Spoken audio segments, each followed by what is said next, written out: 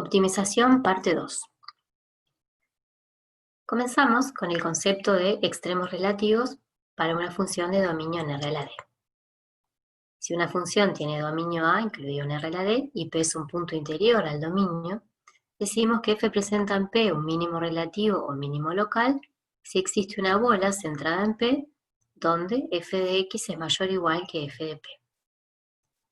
Decimos que F presenta en P un máximo relativo o máximo local si existe una bola centrada en P, de modo que f de x es menor o igual que f de P para todos los x que pertenezcan a esa bola.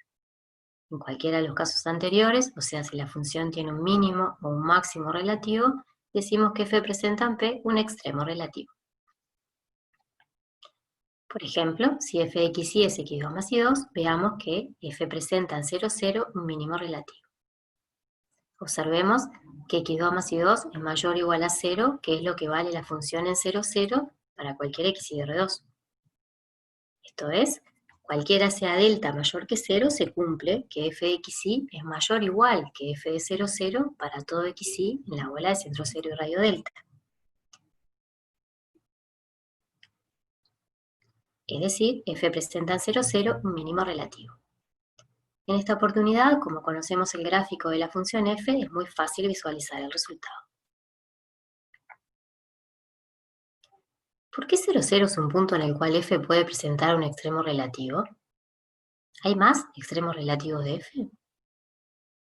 La condición necesaria de existencia de extremos relativos, que tiene su análogo en el caso de funciones de una variable, nos dice que si una función f con dominio A incluido en R a la D presenta en un punto interior de A un mínimo o un máximo relativo, y existen todas las derivadas parciales de la función en ese punto, entonces todas las derivadas parciales de la función en ese punto valen 0.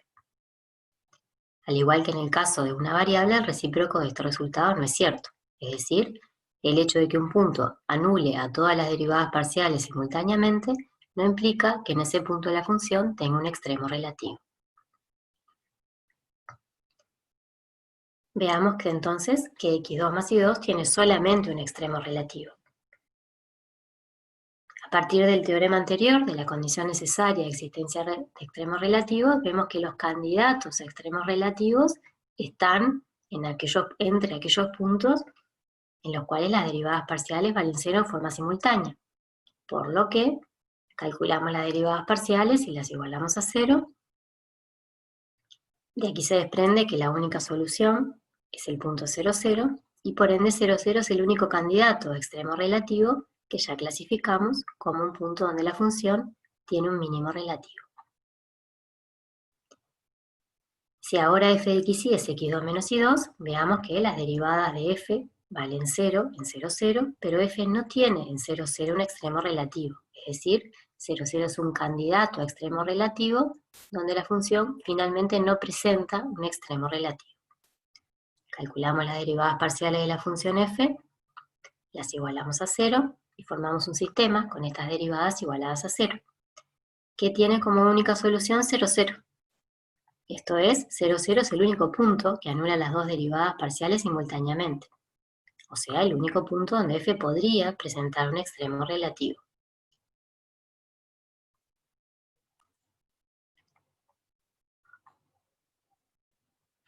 Analicemos ahora si la función presenta en 0, 0 un mínimo relativo o un máximo relativo. Para ello, lo que queremos ver es si existe una bola centrada en 0, 0, donde f de xy sea mayor o igual que f de 0, 0. O si existe una bola centrada en 0, 0, donde f de xy sea menor o igual que f de 0, 0. En cualquier caso, queremos analizar si f de xy menos f de 0, 0 es mayor o igual que 0 o menor o igual que 0 en las proximidades del punto 0, 0. Planteamos entonces el incremento f de xy menos f de 0, 0. Como f de 0, 0 vale 0, en este caso es x2 menos y2. Esto es, el signo del incremento de f de xy menos f de 0, 0 es el signo de x2 menos y2. ¿Cómo determinamos el signo de una función de dos variables? Comenzamos viendo dónde la función vale 0. En este caso, x2 menos y2 vale 0, equivale a x menos y por x más y igual 0. de donde surgen dos posibilidades, o x menos y vale 0 o x más y vale 0. Lo que significa que la función x2 menos y2 se anula sobre la recta igual x y sobre la recta y igual menos x. Dibujamos los ejes coordenados, dibujamos las curvas donde la función vale 0, y sobre las rectas igual x e igual menos x, para indicar que la función vale 0 sobre estas curvas, dibujamos ceritos. Luego, tenemos que ver en qué zonas del plano la función es positiva y la función es negativa. Para ello, calculamos la función en un punto cualquiera del plano, por ejemplo en el punto 0, 1. Si suplanto la x por 0 y la y por 1 me queda negativo. Eso quiere decir que en esta región la función es negativa. Luego, cuando paso por sobre una curva con ceros, cambiaremos el signo. Esto es, en esta zona, la función tendrá signo positivo y así con las demás. El resultado final es el que se ve en la figura. A partir de aquí podemos observar que para cualquier bola centrada en 0, 0, tenemos en esa bola puntos donde el signo es negativo y puntos donde el signo es positivo. Es decir, no podemos encontrar una bola centrada en 0, 0 donde el signo del incremento permanezca constante, lo que significa que la función en 0, 0 no tiene un extremo relativo. Vemos el gráfico de la función x2 menos y2, la silla de montar, el punto 0, 0 estaría ubicado aquí. La condición necesaria de existencia de extremos relativos tiene como hipótesis la existencia de las derivadas parciales. Esto es, en un punto donde haya un extremo relativo pueden ocurrir solamente uno de los tres casos que se enuncian. Todas las derivadas parciales valen 0, las derivadas parciales que existen valen 0, o no existe ninguna derivada parcial. Esto es, los candidatos a extremos relativos son puntos en los cuales o todas las derivadas valen 0, o las derivadas parciales que existen valen 0, o no existe ninguna derivada parcial. Estos puntos les llamaremos puntos críticos, es decir, un punto interior al dominio de una función es crítico si todas las derivadas parciales de f que existen en P valen 0.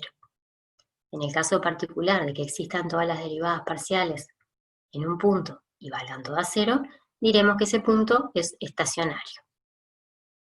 En definitiva, los puntos estacionarios son un caso particular de puntos críticos, y todos ellos son los candidatos a extremos relativos de una función. Si en un punto que es candidato, es decir, un punto crítico, la función no tiene un extremo relativo, diremos que presenta un punto silla. Por ejemplo, la función x2 menos y2 tiene en 0, 0 un punto silla, ya que 0, 0 es candidato a extremo, punto estacionario de la función f, pero en 0, 0 la función f no presenta un extremo relativo. Pasemos al siguiente ejemplo. Queremos hallar los extremos relativos de f. Comenzamos entonces buscando los candidatos a extremos relativos, que en esta oportunidad, dado que la función es polinómica y por ende tiene derivadas parciales, serán los puntos estacionarios. Calculamos las derivadas parciales, la de 1 y la de 2, y formamos un sistema con las derivadas parciales igualadas a 0.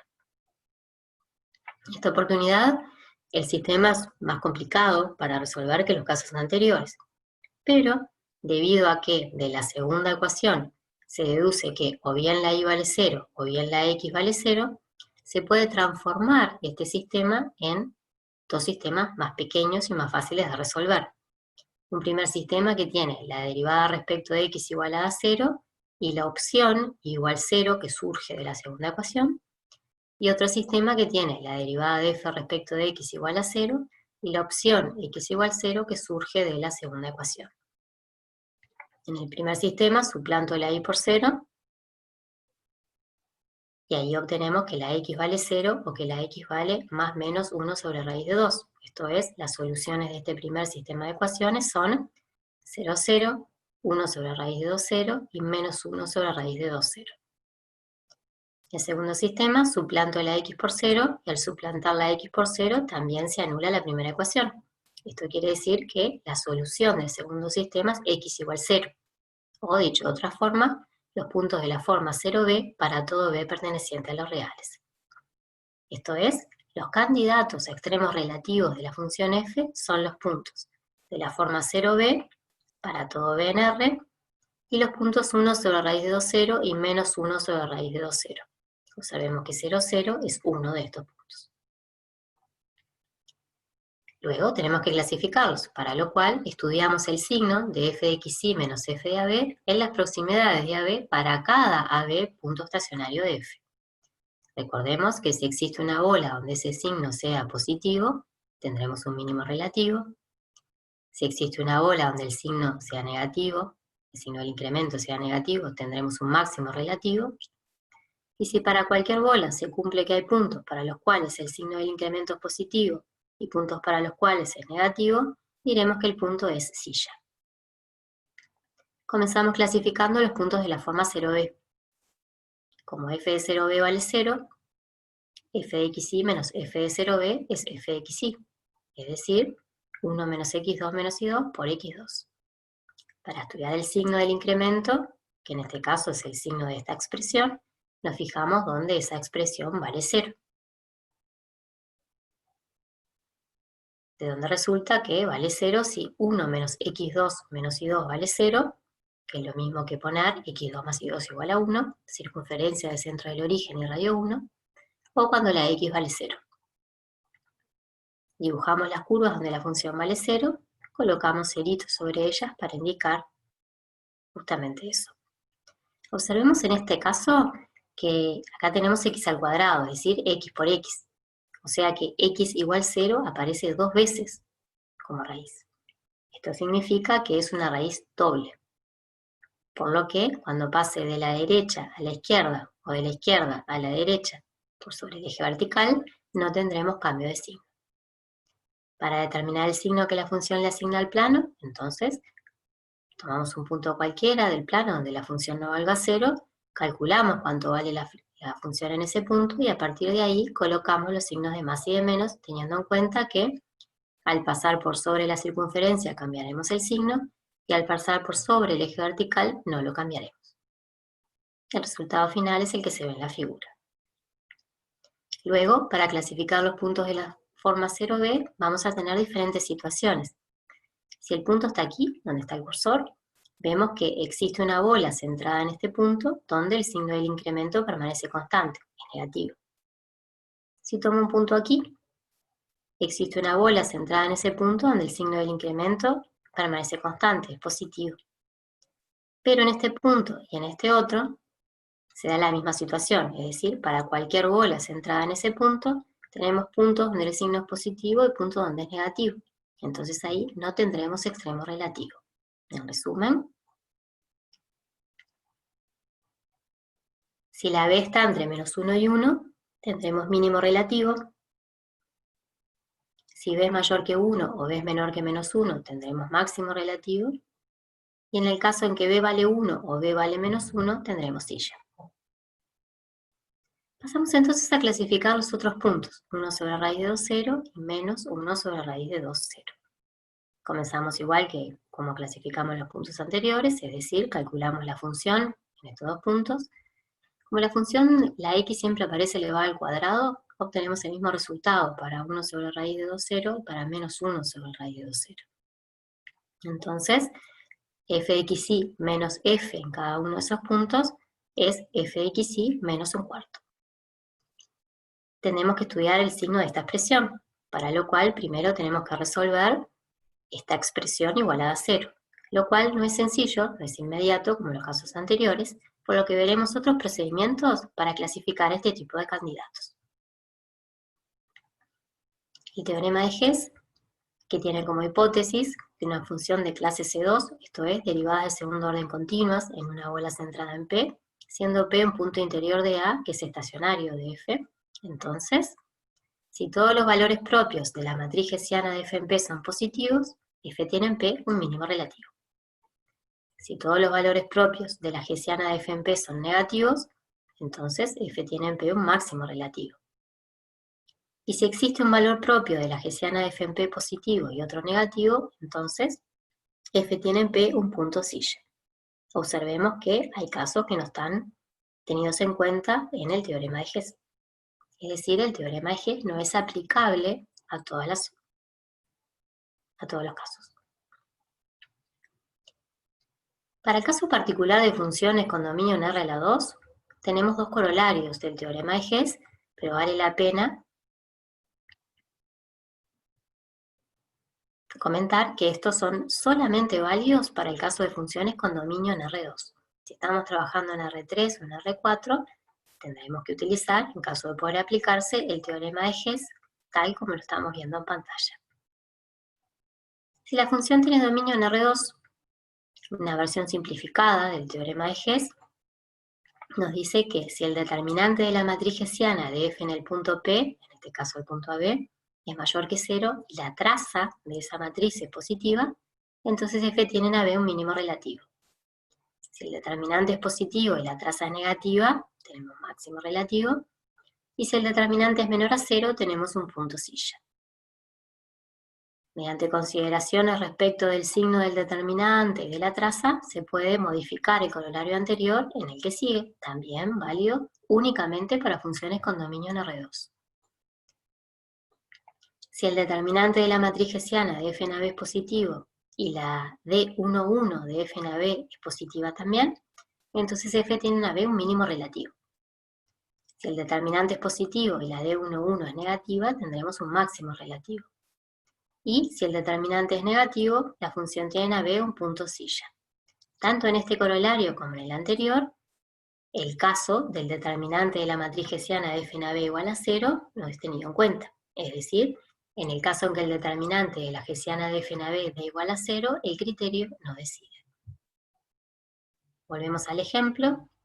Intentamos clasificar los puntos que no pudimos clasificar utilizando el signo del incremento, ahora utilizando Hess. Calculamos la derivada de segundo orden, formamos la matriz hessiana de la función f en el punto 1 sobre raíz de 2, 0. En este caso, como la función es de dos variables, podemos utilizar cualquiera de los corolarios.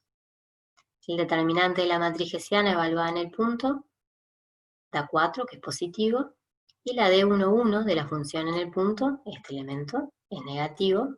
Por ende, el corolario del teorema de Hess que enunciamos previamente nos permite concluir que f presenta en 1 sobre raíz de 2, 0 un máximo relativo. Observemos que esta es la matriz hessiana, ¿verdad? De la función f evaluada en el punto 1 sobre raíz de 2, 0. Es una matriz diagonal. Y cuando una matriz es diagonal, lo que tiene en la diagonal principal son los valores propios. Esto es muy sencillo aplicar el teorema de Hess directamente y no su corolario. Tenemos valores propios negativos, por ende tenemos máximo relativo. Se razona análogamente para clasificar el punto menos 1 sobre raíz de 2, 0, donde también la función presenta un máximo relativo.